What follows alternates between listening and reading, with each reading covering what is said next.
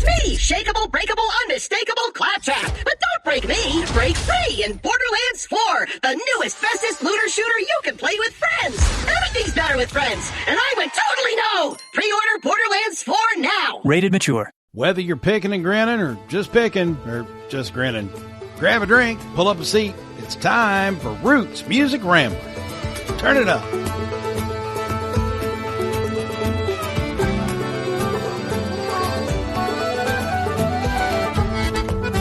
So we've got a lot of live music that has already happened in the fall and is still to happen in the fall. And I want to check in really quickly because we had Jess Bowman and Tim Parks from Manchester Music Fest on the show a couple of months ago to talk about running a music festival. Well, I just came back from said music festival. And let me tell you something. The people in Manchester, in Clay County, Kentucky, know how to host a festival. And nice. Tim and Jess do a fantastic job. And I don't know, the only festival I can think of that comes close to just the cool vibe that I got being there in Clay County is when I went to Rooster Tail in Madison, Indiana last summer. Now I'm getting ready this coming weekend when we're recording this to go back to Madison, Indiana to Unbroken Circle, which is, I think, run by the same people or a very similar type lineup. Mm-hmm. So I'm expecting it to be, just as good as the one that I went to last summer. But I just hats off to Jess and Tim and the people in Clay County in Manchester. That was a fantastic experience. Shout out to Pat's Snack Bar, who let me set up and charge my phone. It was right by the stage, and they have excellent cheeseburgers and excellent chili dogs. And they gave me free refills on my Diet Pepsis all day. So Pat's Snack Bar is my favorite place in Manchester. No offense to anybody else. I didn't go anywhere else, but because Pat's was right there where I was sitting. So there you go. But man, I tell you what, it was the lineup was great. Here's how cool this was. I have a media pass. I got invited, obviously, by Tim and Jess, probably because we had them on the podcast. But I asked them, hey, if I come, can I get a pass? And they said yes. Well, the media pass in a small town, in a small event that's actually free event to the public. You pay money, you pay $80 to sit in the VIP section right in front of the stage. Other than that, it's free. You walk up, set up your lawn chair in the middle of Main Street and watch the damn show for nothing. It's fantastic. So, media pass, well, that meant I could go, to the side or backstage. Now, I know better than to get in anybody's way. I'm just going to stand out of the way. And if I have an opportunity to say hi to someone or maybe grab an interview, which I didn't get any interviews, but I handed out some cards and I'm going to follow up with some people, see if we can get them. But here's how cool this was. I'm just sitting there at one point on the side of the stage watching whoever was performing at the time. And I turn to my right and Brent Cobb is walking with his guitar case. And I watch him walk out of the backstage area out into the street, the downtown streets in Manchester, and walk down the street to the tourism office where the green room was, like he lived there. And it was, and nobody bothered him, and it was just cool and laid back and fun. And when he came back later, I walked up and said hello to him and talked about, hey, I'd love to get you on the podcast. And so we exchanged some cards and stuff. And so I don't know if we're going to get him, but we're going to try. We're going to try. But I walked right up to Taylor Honeycutt and said hello. We've got a mutual friend. I said, hey, my friend Derek said to tell you all this. Oh my God, I love Derek. And so it was just surreal. But it was totally cool. And I realized I did have some access that most people don't, but at the same time, they know how to run an event. And by the way, Bill Taylor and his wife, Trish, we had Bill Taylor and Joe from the Appalachian Heathens on here. Bill and Trish are the nicest people in the world. And when Jess said, Bill's the nicest person you'll ever meet, she wasn't lying. Yeah. When I saw him backstage Friday night, like he hugged me like we were brothers. And we just hung, me, him, and Joe and I call him Mr. Taylor. He might be my age, but he's Mr. Taylor to me. But because he's Bill's dad.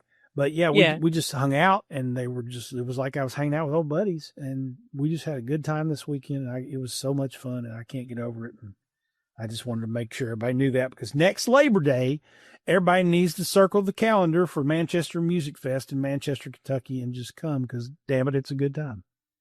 I'm all for it. I wanted to come down this past weekend, just based on the lineup and so many friends. Well, maybe not so many friends of the show, but we had friends of the show that were performing there. Not to mention Tim and Jess, who put the whole thing on. So, as you were describing Brent Cobb walking down the street, like he lived there, kind of reminded me of the Crossroads Acoustic Fest that we went to last spring in Seymour, Indiana. Mm-hmm. I mean, the artists just milling about. Yep. And then even last year at the Evanston Folk Fest, I talked to Robbie Folks, and I didn't have a media pass. They were just out with the people. Robbie Folks, Dean the artist. I don't even remember now off the top of my head exactly who I ran into, but that's why I will pay $200, whatever, for a pass for a music festival and get to see a bunch of these artists that, I mean, and half of them I've never heard of before, but I come away with new favorites. And, but just that accessibility and opportunity for interaction with the fans. And to me, that is so, especially nowadays when everything is so anonymous. I think it's wonderful that the fans and the artists get to just mingle, and I don't know. 16-year-old me probably would have died if I were at a concert or a festival and I ran into one of the performers, Sure. So I can't even imagine, but that, I love that. And I'm glad that you went and that you had a fantastic time. Well, there's two things that are the common threads in the festivals that I've mentioned, Manchester Music Fest and Unbroken Circle / what was Rooster Tail. Rooster Tail's shifted its focus to more pop country, I think, this past summer, which I'm glad Unbroken Circle came in there because they've kind of taken the place of what used to be a really great Americana show. And that's not a criticism. They just made a business decision to change to Rooster Tail changed to, that's fine. That's fine. The country fans go there. It's fine. No big deal. The two common things that are there. Number one is they're both small towns. Madison, Indiana and Manchester, Kentucky are small towns. Small towns run things differently. I will tell you that it wouldn't shock me if 30% of the population of Clay County, Kentucky was somehow involved in this show. Like staff, manning tents, providing security. Like I know the local sound guys, who were running sound for the show. A couple of them were actually in a cover band that played the show. And it's a cover band that played like the pool halls and the roller skating rink back in the 80s. And then they went about their lives and grew up and had families and kids. And then a few years ago, they all got back together because there was a musical festival in town. And so they're the local fan favorite. They come out and play Southern rock cover songs. Everybody freaking loves them. And they're fantastic. They're called Deep South and they're fantastic. They were great. But like there's so many people in the town involved in it. And there's so much local pride in it that it creates this community family vibe. And the artists feed off of that. And so Brent Cobb doesn't have any problem walking down Main Street in Manchester. It's not Main Street, but whatever street it is in Manchester, Kentucky, because you feel like, hey, we're all friends here. We're all just here to listen to good music and play good music and have a good time. There's nobody's pretentious. There's no egos. It's just like, hey, let's just have a good time this weekend. And that vibe carries over to the artists. So the artists are wide open and free. And I'll give a shout out. Taylor Honeycutt is the common artist that played at both of those, Rooster Tail last summer and Manchester. And I remember making a note at Rooster Tail last year. I was surprised a little bit. Silverado played that show and Taylor Honeycutt and several of the other artists came out from backstage from their tents and tour trailers and whatever. And we're just in the crowd with the rest of us watching Silverado.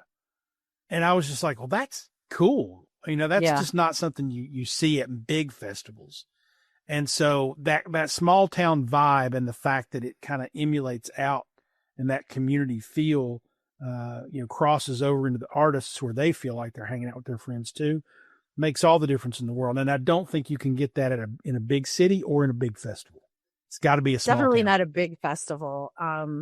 Even Evanston Folk Fest, which I have coming up this weekend as we're recording. Evanston, it's not really a small town, but it's not a big city either, right? It's its own municipality just north of Chicago on Lake Michigan, home to Northwestern University. And so, it has a healthy population, but I think too, and I think I talked about this last year after the inaugural Evanston Folk Fest. Just that, because it's a folk festival, like the type of music that is being played, everybody is just chill. Like you said, nothing pretentious. And, for that reason, it was one of the most enjoyable music festival experiences I've ever had. And I'm looking forward to it again this weekend. And then that weekend is bookended by 2 big shows with favorites and other friends of the show. Mm-hmm. So, yeah, you want to guess who?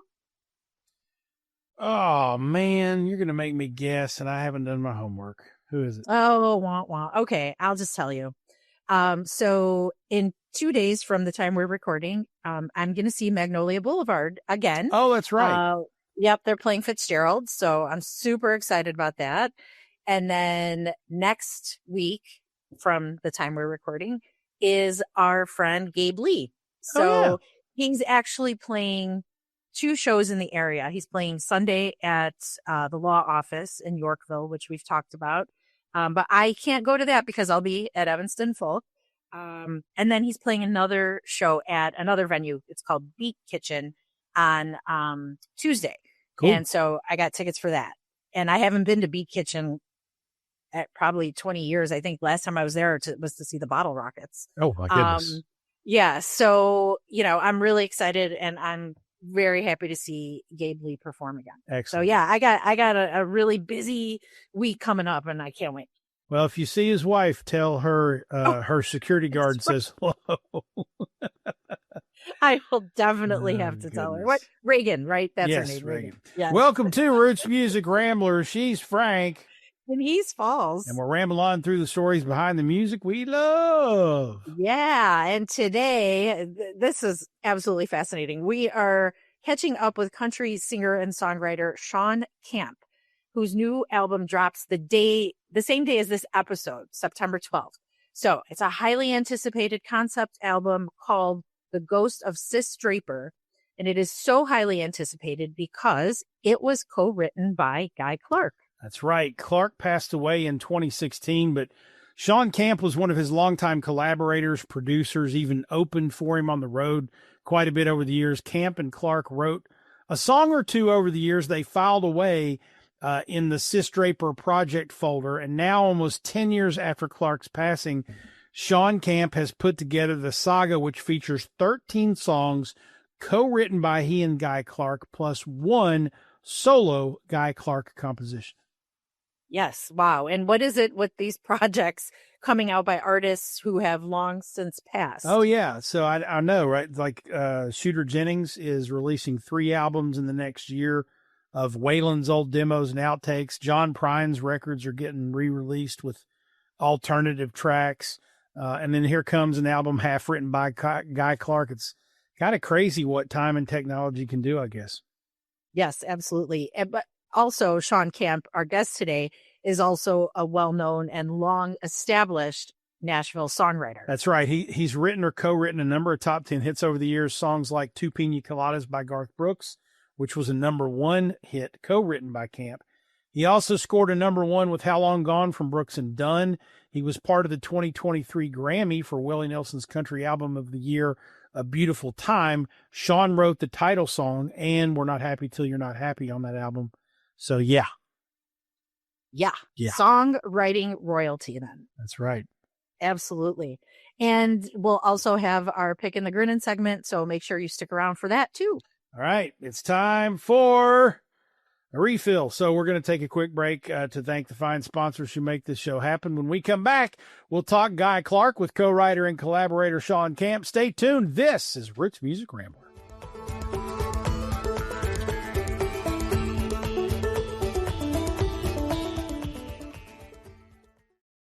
Breathe deep. Imagine your legs more limber in Duluth Trading Double Flex Denim. Envision euphorically squatting for that can of suds, bending for your toolbox in a state of bliss, lunging for your laser level on a whole new level. Relax and allow the flex to fill you with ability.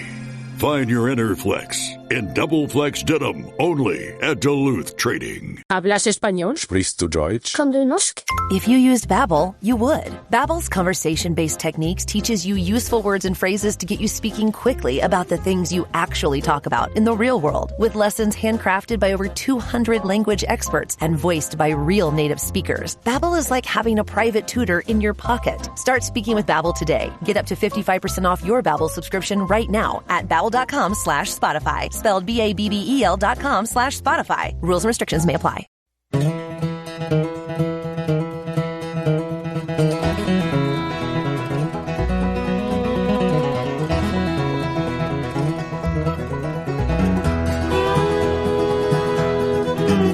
Kick your shoes off in the corner, mama, tuck them babies on up snow. Welcome back to Roots Music Rambler. That song is Sis Draper, the first and almost title track from Shawn Camp's new album, The Ghost of Sis Draper. And that song and the album are a collaboration of collected songs in the Sis Draper saga, co-written by Shawn Camp and the late, great Guy Clark. Shawn Camp himself is with us today to tell us about Sis Draper and the stories behind the album. Shawn, thanks so much for sitting in with us this evening. How are you, man? I'm doing great. That's a real pleasure to be here. Thanks for having me. Well, the pleasure is all ours. So before we get into the Sis Draper stories themselves, tell us a little bit more about the making of this album and how it came together, because I think this was like 20 years in the making, wasn't it? Probably more than that. Guy Clark and I started writing songs in the early 90s, but we didn't start writing. We wrote Sis Draper, which was the initial song on this suite of songs, or however you want to say it. That was the first one, and that was in the late 90s, probably 98 or something. We wrote Sis Draper because we finished it the night before Guy Clark recorded it, because in the middle of the night, about 2 a.m, he called me up and we were almost finished with the song. And I kind of thought we may be finished with it, but we were going in the next morning at 10 a.m. into the EMI studios, the basement studio, to record the Cold Dog Soup album, which was one of Guy's albums. But he called me up. He had been rocking all night by himself, combing through these songs. And he said, "Hey, listen to this." And he quotes the last verse.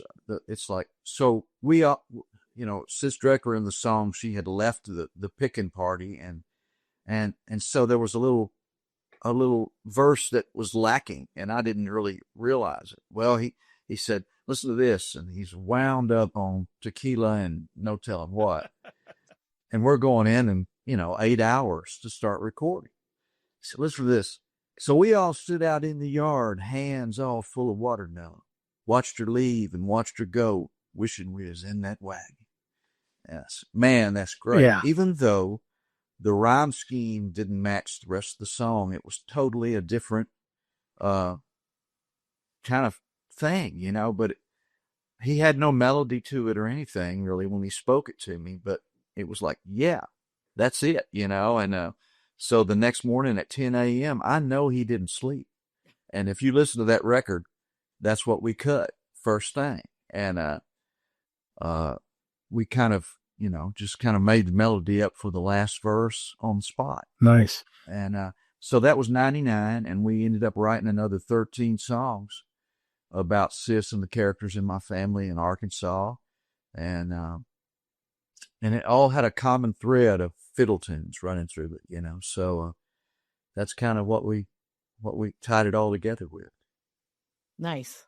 Well, the next logical question then, which, I'm sure you're getting tired of answering, but we have to ask.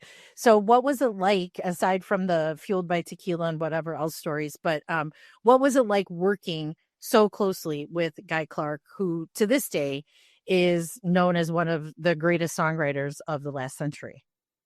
He was great. I loved him. He was a mentor to me and a big brother, and just we were just pals, and we hit it off, and I don't know why, but we did. And I was on Warner Brothers in the early '90s, and they said, I had met Guy Clark briefly when I worked at a restaurant one time. It was like, that's another story, but anyway, I'm with Warner Brothers. They said, if you wanted to write with anyone in the world or in Nashville, who would you want to try to write with? And I was kind of shooting for the moon. I said, no, I don't know. How about Guy Clark? Just challenged them to get Guy Clark for me. And within a month or a few weeks, I was sitting across the desk from Guy Clark. Wow. And we wrote a song that first day. And it was a really good song. And actually, I included it in my second album for Warner Brothers that didn't come out for 17 years. It laid on the shelf. But the song was called Stop, Look, and Listen, or Cowcatcher Blues. And we had elements of Arkansas and elements of Texas in it. And it was a pretty good little song for our first attempt. And I didn't bother him anymore for 2 or 3 years. And I saw him at a wedding of our mutual friend, Jim Rooney. And after the wedding, he's standing outside and smoking a cigarette, and he goes, when you going to come over and write another song with me, Shawn? And I said, well, I'll be there tomorrow. Nice. And so after that, we just started getting together. And when we got done, we'd write down a couple of more appointments for us to get together. And it was just continued until he passed in May of 2016. Wow. So I knew several Guy Clark songs that I'd, heard throughout my life and even my childhood a little bit growing up. But the moment that really kind of peeled back the layers of his legend really for me was I was listening to a tribute to him. I believe it was either the year that he died or maybe it was a couple years later on the anniversary of his death. And I think it was on Sirius Satellite Radio. But Steve Earle, Rodney Crowell, and I think maybe Marty Stewart, and hell, it might have been you too, all were sitting around talking about Guy telling stories and singing their favorite songs. And Steve Earle sang Stuff That Works. And to this day, that song is one of my favorite songs of all time, anywhere, anybody. Now I was thinking about it today. Yeah, it's a great song. I love that song so much. Now you worked with him. What are your favorite pieces that he wrote over the years? And I'll qualify it by saying, except for the ones that you collaborated with him on, like not Shawn songs, Guy Clark songs. What are your favorite Guy Clark songs? Well, I included one in this Ghost of Sis Draper album, a song he wrote about his granddaddy, who was a fiddle player in Kentucky, called Coleman Bonner. And the name of the song is New Cut Road. And I think a New Cut Road may be in Louisville. Is that right? It is. Are you? Yep. Yeah. So that, I believe, is the road it's about, but I may be wrong on that. But the first time I ever heard it, I was about 15 years old, and I'd only been playing fiddle for a couple of months. And my dad and me, we were remodeling our old house, and I was standing on a stepladder holding a piece of sheetrock up in the air, and we had a little radio playing in the corner. And Bobby Bear came on there with Ricky Skaggs playing fiddle on his new single, New Cut Road, and that would have been in '81. Yeah. So that just inspired me to be a fiddler, and I didn't know who Guy Clark was really at that point. I'd heard Homegrown Tomatoes and L.A. Freeway, and but I didn't put two and two together and know that was his song for a while. And after coming down here and becoming friends with him and getting into this Sis Draper project, that's when I realized that song belongs in this pile. And we started working on it and working towards making a Broadway play out of this. And so I've got dialogue that connects all these songs together. A New Cut Road is one of them.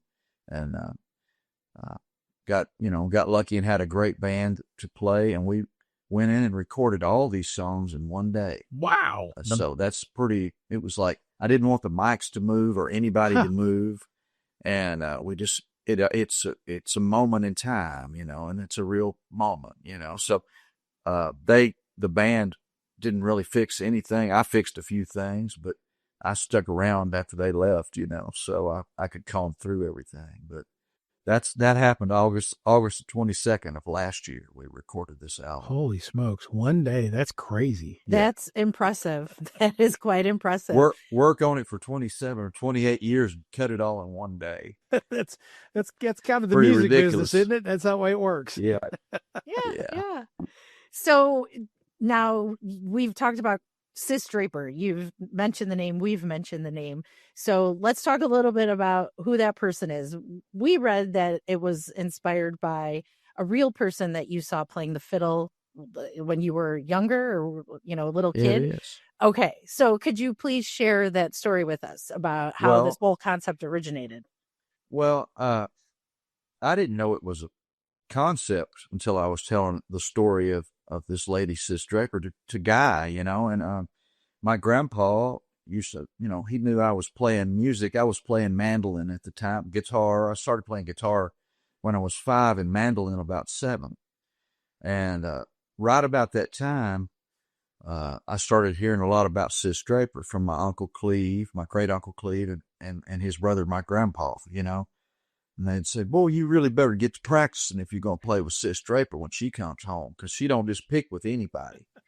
So they had built her up to, a big superstar in my mind. And when she finally walked in the house with a big beehive hairdo and fiddle in a coffin case, opened up that fiddle and started playing Ragtime Annie and Soldier's Joy and Sally Gooden and, Arkansas Traveler and all these tunes. And a lot of them I've revisited with these songs we wrote, around it. But I was just telling him about Sis. I just thought she was a superstar, and Guy leaned back in his chair and took a big drag off a cigarette and goes, there's your song right there. It's like, and so we started writing them, and it just became a fun little game for us to revisit Sis and before we knew it, we had a pretty good pile of songs. And so was Sis Draper an actual recording artist, or was she just somebody in your family? She was a family friend, but she would kind of travel around and play fiddle at places, dances and stuff. I've got a couple of pictures of her in here, but no one's seen them. I could go over there and get them for you if you want to pause this thing. We'd be more than happy to take a good gander at her. If you got a set, you got 30 seconds to hold. You go for it, because I'll edit the 30 seconds out. Just go get the picture. All right, let me see if I'm... Worldwide exclusive. We're going to see who Sis Draper is. Heck yeah. We like this sort of thing.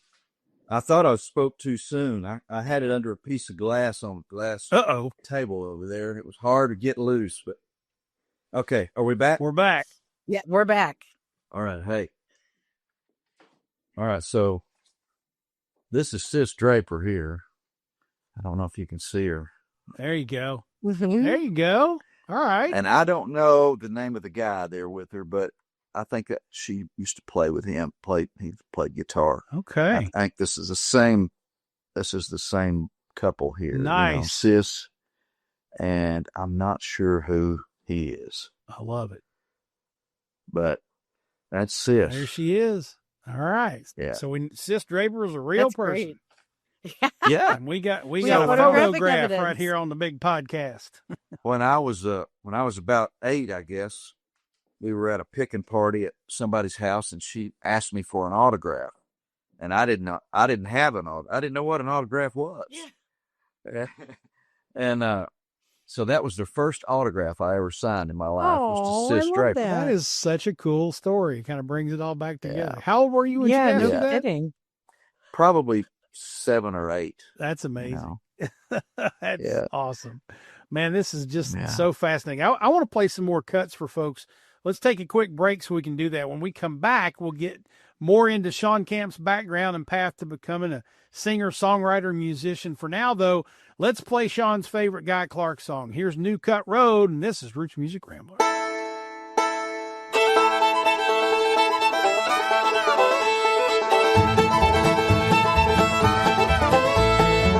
Coleman Bonner was a fiddle-playing fool. He was a backwoods rounder and a breaker of mules. Coleman Bonner's got a wore-out bow. He's been playing 2 days down the New Cut Road. Coleman's little sister said, "You better act right." Wherever Bud goes, his harmonica goes with him. It's a pocket full of soul.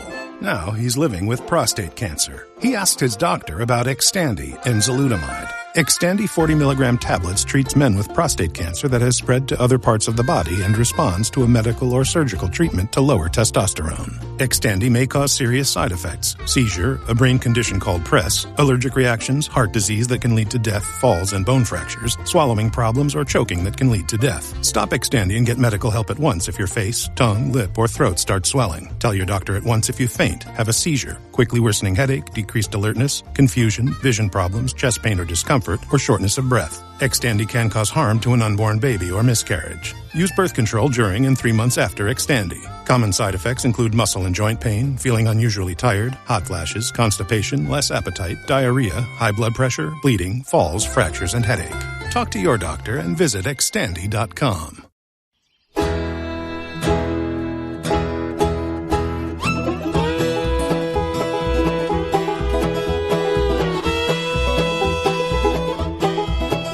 Now there once was a fiddling preacher working from the back of a mule. No matter where he was come Sunday, there'd be a preaching and a fiddling too. Welcome back to Roots Music Rambler. That is The Fiddlin' Preacher from Shawn Camp's new album, The Ghost of Sis Draper, co-written by the late Guy Clark. Shawn joins us this week on the program to talk more about the album and much, much more. So, Shawn, we know you were a longtime collaborator, obviously, with Guy Clark, but you're also a well-established and successful songwriter in the country music world. #1 hits for Garth Brooks, Brooks and Dunn. I think you had a recent Grammy win as part of the Willie Nelson album a couple of years ago.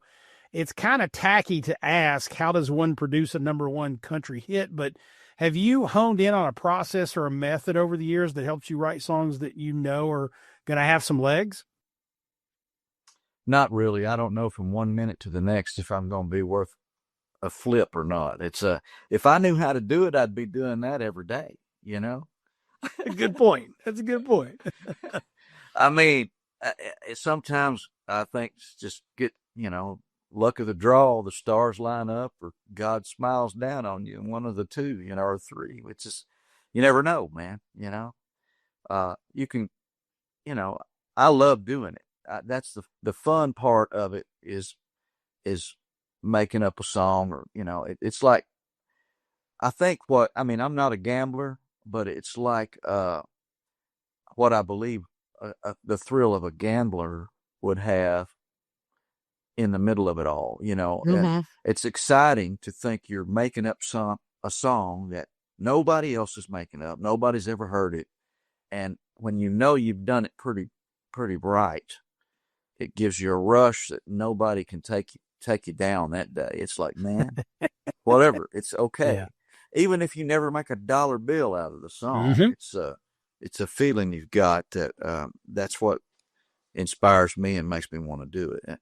And, if they're a #1 hit, now that is a different feeling. It's an exciting feeling, but it's not the same kind of heart kind of thing. It's a soulful deal to create a song. So that's, what I try to strive for is that feeling in writing. And if it happens to work and be a mainstream hit, that's a beautiful thing, but I get just as excited about writing something that I feel is good. If I like a song I've got a song called about the Great Escape of John Wilkes Booth. It's 10 minutes long, And I've got a feeling that's never going to be a hit, but I'm really proud of that song, you know. You know, it's funny. I actually saw a clip today. I'm a big fan of Rick Rubin and his thoughts on creativity and whatnot. And I saw a clip today that kind of encapsulates that, I think. And tell me if this resonates with you. He said, you don't create art like a song or an album with the outcome in mind. You create it as kind of a devotional activity to what you do. And when you complete it, it makes you whole. Everything that happens after that is irrelevant. And it's great to have success, sure, but you do it because you're creating that art. And when you're done with it, you're done with it, and it's good, feels good. And that's the end of it for you. Does that sound right to you? Absolutely right. Yeah. And I'm an admirer of his. I've never met him, but he's made some great records. I love that stuff he made with Cash. But, you know, my buddy Dave Ferguson, whom I just left the studio a minute ago, Dave Ferguson was the engineer on all the Johnny Cash stuff for the last 30 years of his life. And but Rick Rubin found a way to make it really the way it ought to be, you know. But between him and Fergie, you know, Fergie brought a lot to the table too. Sure. But I'm a fan of Rick's. That's good stuff. Nice. So I'm not sure if you tune into the whole pop country versus real country, and you kind of alluded to this earlier when we were not recording. So, you know, this whole debate, but what is your general take on the state of country music today versus the 90s, when a lot of people say, you know, that Nashville sound gave way to more pop sounding music? Yeah. I don't listen to it. I don't know. It's I haven't listened to much modern stuff. I think there are some good stuff. You know, there's some good stuff out there, but I just don't. There's a lot of bad stuff too. I don't want to hear it. And I've always Harlan Howard always told me to listen to what's going on in the market, so you'll know what to write for. But I don't want to hear it, you know. And sometimes what I write is going to work in it anyway, I think. But it clutters up my mind, and I don't want to lift anybody's melodies or steal anybody's songs. If I'm going to steal something, it's going to be an old fiddle tune that's 200 years old, and you can't get sued over it. There you go. You know, I'm trying for that, but you know. Thank you for the honesty. Yeah. Well, it's one of those conversations that won't go away, but we appreciate your take on it. And honestly, it's refreshing to hear that you'll pay attention to it, because it seems like everybody wants to jump into the argument. And my take has always been, I don't want to hate on anybody's music. You know, if pop music, if the pop country sound even is something that you like, then you like it. That's cool. There's nothing, it doesn't hurt anybody, you know? I wish that the thing that I don't like about it is that they call it country. That's what bothers me, because it's not. It's just music, you know. This record I've got is a country record. They call it bluegrass, or they call it folk, or they call it whatever, Americana, which is it's all made up terms, man. You know, I just but I know that I'm a country boy, and I know all the imagery is really real country stuff. It's not trucks and stuff, you know, which nothing against trucks and tractors and all. I mean, there might be a tractor in my next record, but there's not one in this one. All right. Well, it's fiddles is what we need. There you go. So there you go. Yeah. Well, I know you are also one of the members of the Earls of Leicester, which is a Grammy Award-winning bluegrass band, I believe, inspired by Flatt and Scruggs. Tell us how that project came about, because you guys are still flying high. I think you had a live album last year, didn't you? It's been a few years ago, but we haven't put out a record in a while. But we just played this weekend at the Earl Scruggs Festival over at Tryon, North Carolina, at the Equestrian Center over there. They've got a great festival. It's the 4th year, and they did better than ever. Huge crowds, and I played there. Actually, I was there with Verlin Thompson, my buddy, and Guy Clark's sidekick for 25, 30 years. And we did a Guy Clark tribute show there together. Nice. And also played with the Earls of Leicester. And yeah, we're a band. We only play Flatt and Scruggs music from 1954 to 1969 when the Flatt and Scruggs broke up. And we've got Johnny Warren in the band, and Johnny's Paul Warren's son, and he plays his daddy's fiddle. And Paul played with Flatt and Scruggs from 54 to 69. Nice. And he played that fiddle on all of the records.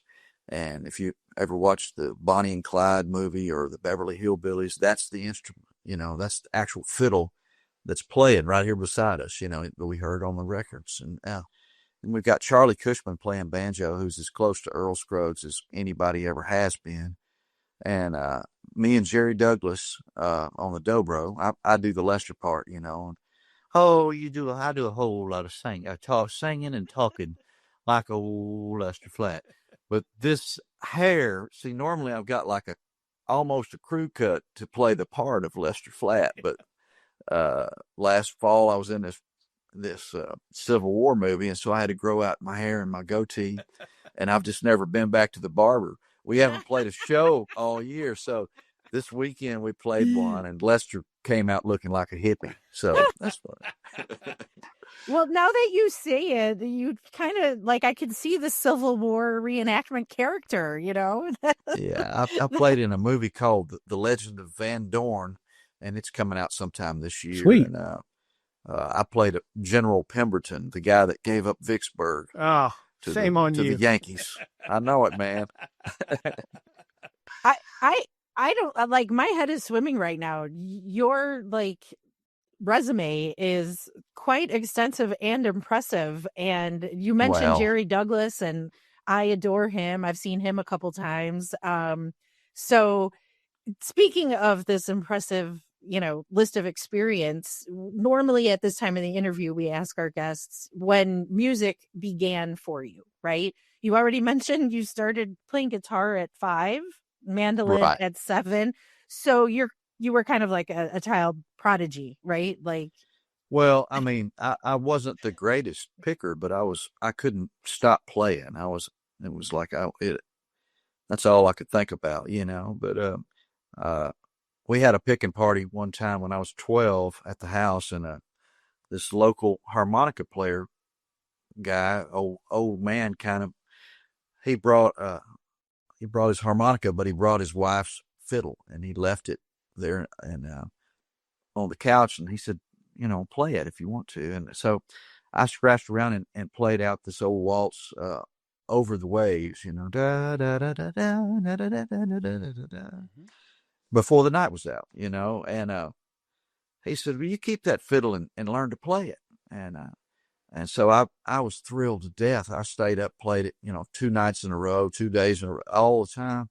And my mama got mad. She was washing dishes once. She said, you get in there, you march in there and get that fiddle. We're taking it back to Lige McDonald right now. So I didn't see another fiddle till I was 15. Oh, no. Oh, wow. And so then I started, and within a few months, I was playing at the local VFWs and American Legion halls as a fiddle player. That's crazy. Now, that's not saying I was a great fiddler, but fiddlers are hard to find, so. That's true too. Wow. Yeah. And I have to say that I feel like I missed out on something growing up in the North, right? That I never went to a pickin' party. My parents didn't have pickin' parties, right? So I'm feeling a little left out. But it sounds like music was sort of a family thing, right? Sounds like your parents had people coming over playing instruments, and you were exposed to it and even and picked it up. So what was the moment that you decided, or maybe a specific person who influenced you enough when you decided that this is what I want to do? Well, my daddy played guitar, and sang, and really, he was a hard working laborer. I mean, he was an iron worker, and my mama sang really good. She used to sing with her friend Barbara in church. They did all these little church singings, and my daddy played country, and they sang together, and so after supper, instead of us watching television or something, me and Daddy sat around and played guitars. And so from 5 years old on, I was doing that, but before I could play, by the time I could walk, I was dragging his guitar up in the bed with me. So I was sleeping with that guitar, I still got it, so. Nice. Aw, that is so sweet. That's awesome. Yeah. Now, I want to take a topic we touched on a minute ago, and I want to kind of spin it a different way. I think it's fair to say you're more of a traditionalist in the bluegrass and country genres. And we asked about the pop country question, but I'm curious, what's your take on the state of bluegrass music? Because I see so many bluegrass country crossovers and even like new grass bands that almost sound poppy if it wasn't for the instrumentation. In a way, that's probably very good because it can appeal to a younger audience, a wider audience. But for someone who's a card-carrying member of a band created to carry on Flat and Scruggs music, I'm wondering if you see the growth in that direction as good or bad. I think there's a place for it all, but I just think that, when it comes to bluegrass, Ricky Skaggs, he changed the world, in my opinion. When he came on and with Crying My Heart Out Over You and his earlier records, it just, at the time, the radio was swimming with pop, country stuff. And it was just like, man, there is a God, and Randy Travis, and that all started happening. And then Dwight Yoakam, and, that era of good country stuff was coming back and good picking. And I was raised on Merle Haggard and Jimmy Rogers and Hank Williams and Bill Monroe and Flat and Scruggs and Johnny Cash and Roger Miller, and Charlie Pride records, just, I don't know. I like traditional bluegrass, but I don't like the key of B forever in a banjo that's slightly out of tune. That'll drive me nuts. Don't take long. I like country. I like Flat and Scruggs because they didn't play in B all the time. Bill Monroe plays up in B, and I loved Bill Monroe and the Bluegrass Boys, and knew them. I think I'm lucky to have been involved and known these people when I did, because I feel like I'm kind of the bridge between the real people that created it, and the new kids. And I'm just thrilled to have known them at all. It meant a lot to me.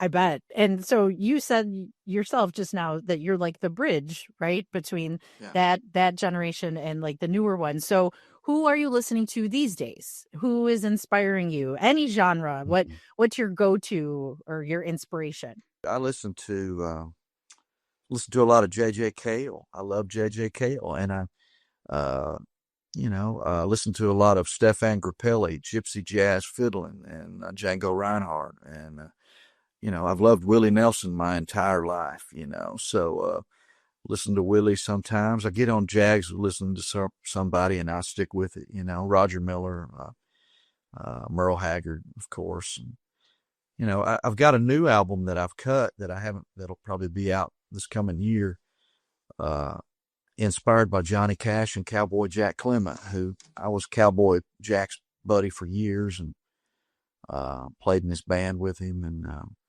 so I've recorded these songs. A lot of them kind of feel like they've been sent to me from those guys from the other side, so nice. See how that comes out, That's awesome. I love it. Well, Shawn Camp is our guest. His new album is The Ghost of Sis Draper. It's the first new Guy Clark project in quite some time, as the late Guy Clark was Shawn's co-writer on the album. Shawn, where can people find the album, and where can they find you on them there interwebs? Well, ShawnCamp.com. Anywhere you buy stuff, you can go to Truly Handmade Records and get it too. Truly Handmade is Guy Clark's LLC and his family record label, and I put it on there, and Skeeter Bit Records, which is my label. Nice. Which is basically my laundry room. So transparency in country music. How about that? Love it. Awesome. Well, we're going to make sure links to all those places are in the show notes. Shawn, it truly is an honor, sir. Thanks for hanging with us. We appreciate you being here. Thank you. Thank you all for having me. It's great to meet you and look forward to seeing you in person. Awesome. Hey, the Pickin the Grinnin segment is coming up next, but let's go out with Magnolia Wind from the new album, The Ghost of Sis Draper from Shawn Camp. This is Roots Music Rambler.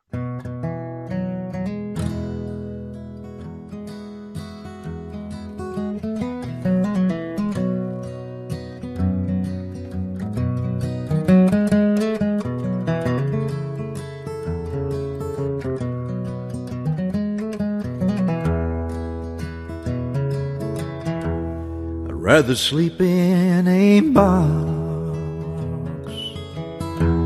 like a bum on the street than in a fine feather bed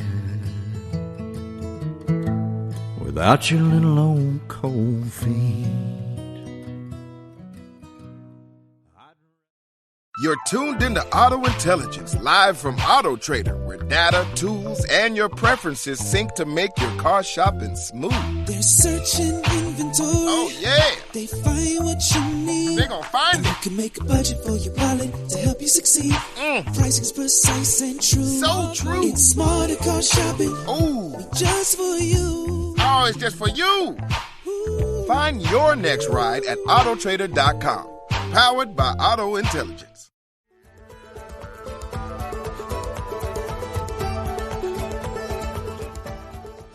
Welcome back to Roots Music Rambler. Man, I think it's safe to say that Shawn Camp might be the most decorated songwriter we've had on the show to date. I would have to agree. I can't think of anybody that's got that kind of trophy case going on with Grammys and top one, number one country hits and all that kind of stuff.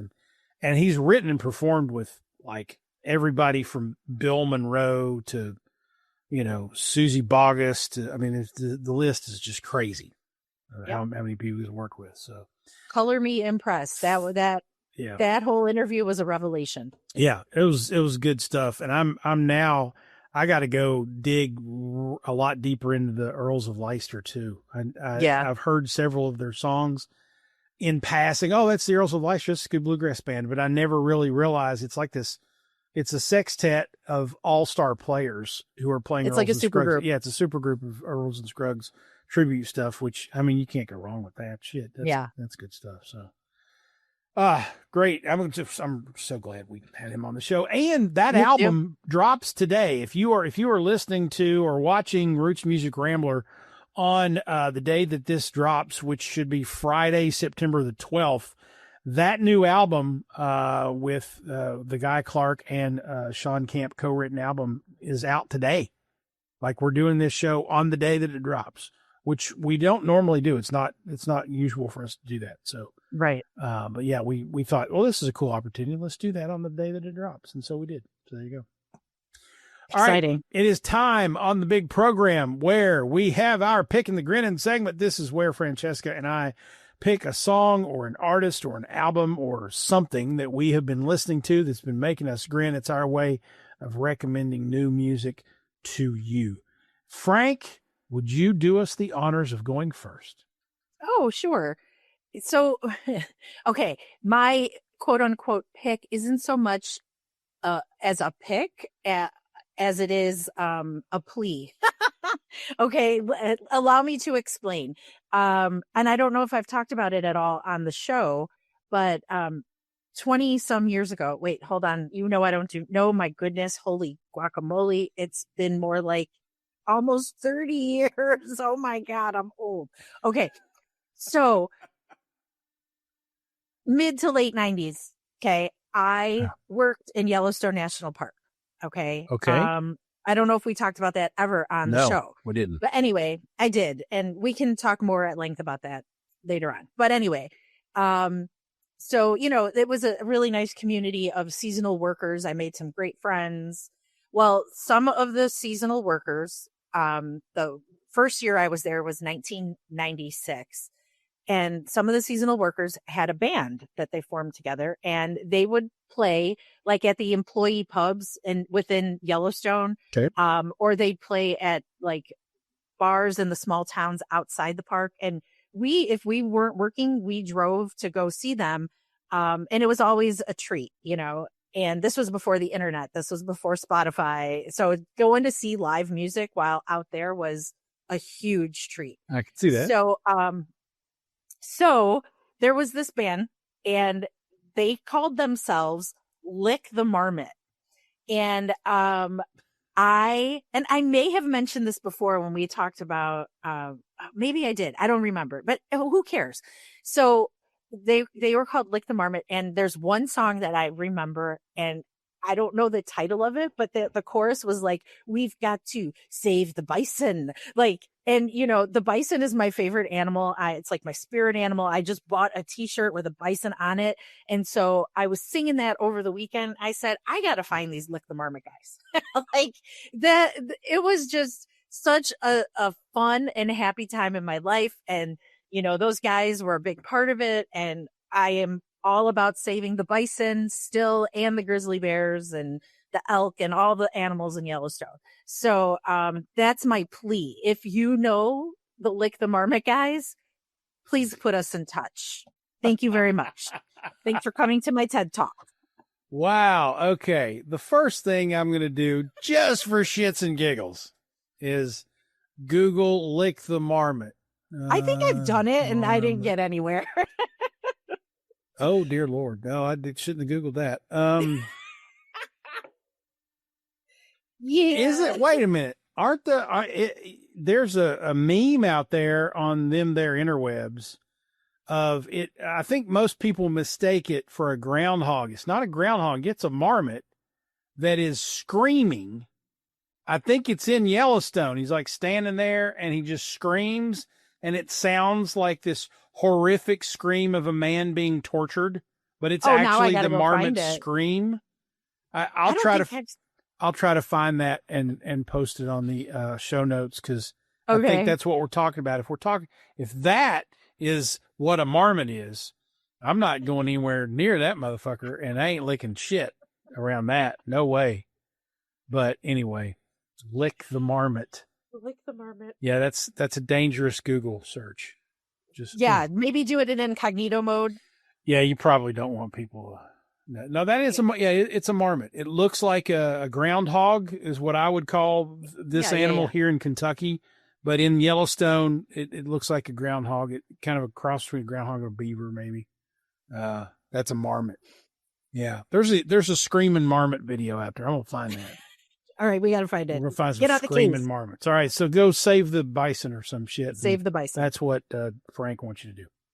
All right, I think my Pickin the Grinnin would be very, very happy if I called him a marmot. His name is Abe Partridge, and I saw him at the Manchester Music Fest this past weekend, and he gave me his card, and he wants to be on the show, and I'm going to try to get him on the show. His business card. This is Abe's business card for anybody who can see what we're doing here. We are, by the way, on full video on the YouTubes now with the big show. We're also on video on Spotify, but he is an Alabama songwriter, an artist, a storyteller, a documentarian, a producer, and a creative. Here's what I can tell you about Gabe. I think you would, or I'm sorry, Abe, not Gabe, Abe Partridge. Here's what I think you would probably like about him too. He's got Patterson Hood's linguistics, like his speech pattern, that Alabama, which is a little different because Patterson's North Alabama. Abe is Mobile. He's South Alabama. Oh, yeah. But they sound, the cadence, the way they talk is very similar. And they're both very good storytellers. And Abe tells these his songs are basically ridiculously long stream of conscious stories that are hysterical, absurd, political advocacy is baked in there. He used to be a pastor, a minister in churches, and he got out of that to join a punk band, I think. Anyway, Abe Partridge is a unique individual, incredibly talented, incredibly funny, also an incredibly nice guy. But I listened to him play a live set at the Manchester Music Fest, and I'm just like, I got to go buy all this guy's stuff because he's amazing. Like, the stories are just, I mean, and I'm somebody who loves a good sense of humor. It's one of the reasons I love Hayes Carl. Like, I love somebody who writes with a sense of humor. Well, Abe takes that to a different level, and he's really good. And I just want everybody to go out and listen to his stuff because he's fantastic. He's got a song called Alabama Astronaut that I would highly recommend, that you listen to that, and then listen to all the other stuff too. But he's an interesting character. And I mean that in the best sense of the word. And that's why I'm pretty sure he would appreciate being called a marmot, even though he's not really a marmot. But Abe Partridge, ladies and gentlemen, is my Pickin the Grinnin this week. And you should check him out. I've heard the name. Yeah, I've heard the name. I know people who really like his stuff. But I haven't really gotten into it yet, but I'm going to have to. He's unique. And I think unique in a very entertaining and amusing way. But also with layers of like his political advocacy and whatnot that's layered into some of his songs is like, you're like, oh shit, he's not only funny and entertaining, he's got a point, you know? Yeah. And that's hard to come by sometimes in this day and age. Anyway, so that Abe Partridge is my Pickin the Grinnin. We'll make sure the links to Abe and the Marmot screaming video are in the show notes at rootsmusicrambler.com. Oh man, I need a nap and a drink and then another nap. So yep, sign me up. Okay. Roots Music Rambler is a production of Falls and Partners, copyright 2025. Our theme music is Sheepskin and Beeswax by Gentacorum. Join us online at rootsmusicrambler.com and make sure you mash that subscribe or follow button so you remember to join us for the next Hoe-Down and Throwdown. She's Frank. He's Falls. And whatever you do, kids, ramble on.